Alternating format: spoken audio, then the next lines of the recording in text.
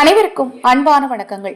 26/5/2025 வைகாசி மாதத்தின் 12ஆம் நாள் திங்கட்கிழமையில் அமாவாசையும் கிருத்திகையும் கூடி வரக்கூடிய ஒரு அற்புதமான நாள்.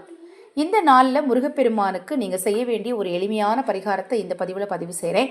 இந்த நாளில் செய்யக்கூடிய நிறைய பரிகாரங்களை நான் தொடர்ந்து பதிவு செய்ய இருக்கிறேன். நான் போடக்கூடிய பதிவுகளில் எது உங்களுக்கு சாத்தியமோ, எதன் மேல் உங்களுக்கு நம்பிக்கை இருக்கோ செய்யுங்க. ஏன்னா நம்பிக்கையோடு செய்யக்கூடிய விஷயங்களுக்கு தான் வெற்றி கிடைக்கும். இந்த நாளில் அக்ஷய பாத்திரம் உணவளிக்கும் திட்டத்தின் மூலம் ஆதரவற்றவர்களுக்கு உணவளிக்க விரும்பினால் ரூபாய் 30 முதல் தாராளமாக செலுத்தலாம், உங்கள் விருப்பப்படி. அதை பற்றிய விவரங்கள் உங்களுக்கு தேவைப்பட்டாலும், பூஜை பொருட்கள் உங்களுக்கு தேவைப்பட்டாலும், உங்கள் தனிப்பட்ட பிரச்சனைகளுக்கு பிரத்யேகமாக பரிகாரங்கள் செய்து கொள்ள விரும்பினாலும் 9344692042 இந்த வாட்ஸ்அப் எண்ணுக்கு தொடர்பு கொள்ளுங்க. அதை பற்றிய தெளிவான விளக்கம் கொடுக்குறேன். நீங்கள் இந்த தேதி இந்த நாளை பார்க்கும்போதே உங்களுக்கு தெரிஞ்சிருக்கும் இல்லையா? வைகாசி மாதமாக இருக்குது, திங்கக்கிழமையாக இருக்குது, அமாவாசையாக இருக்குது, கிருத்திகையாக இருக்குது. அந்த நாள் தான் பார்த்தீங்கன்னா ஜேஷ்ட அமாவாசைன்னு அழைக்கப்படுது. அந்த நாளில் தான் சனிதேவன் ஜெயந்தியும் வருது.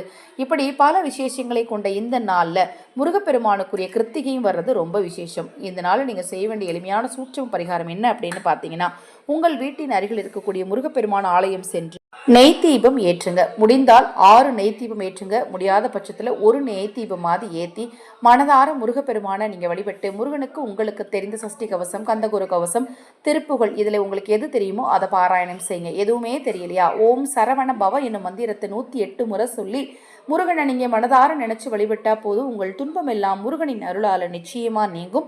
நினைத்ததெல்லாம் நீங்கள் நினைத்தபடியே நடக்கும். இது போன்ற எண்ணற்ற தகவல்களை தெரிந்து கொள்ள நமது சேனலை சப்ஸ்கிரைப் பண்ணிக்கோங்க.